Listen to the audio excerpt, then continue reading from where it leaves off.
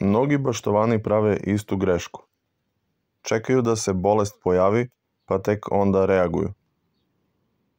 A kod paradajza, kad se bolest pojavi, često je već kasno. Zato je preventivna zaštita ključna. Ako želite zdrav paradajz, morate početi sa tretmanima pre nego što vidite prvi problem. Paradajz je najosjetljiviji na bolesti kao što su plamenjača, brzo uništava listove i plodove. Pepelnica, bele mrlje na listu koje ometaju fotosintezu. Bakterijske bolesti, crne pege i trulež. Danas ću vam reći 3 potpuno prirodne metode koje koristim godinama i koje rade.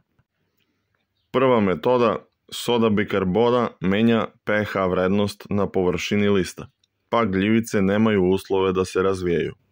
Recept je jednostavan. U 1 litar vode dodajte 1 kašičicu sode bikarbone i par kapi tečnog sapuna, prirodnog ili domaćeg. Sapun pomaže da se rastvor zalepi za list, prskajte svake nedelje, posebno posle kiše.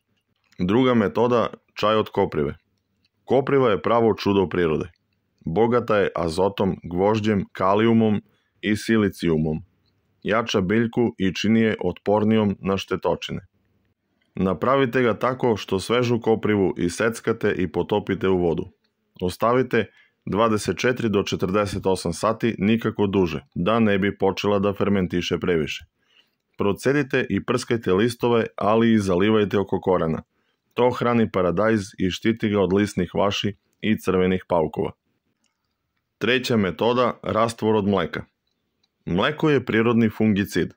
Mlečna kiselina i enzimi uništavaju spore gljivice, a kalcijum sprečava truljenje cvetnog vrha.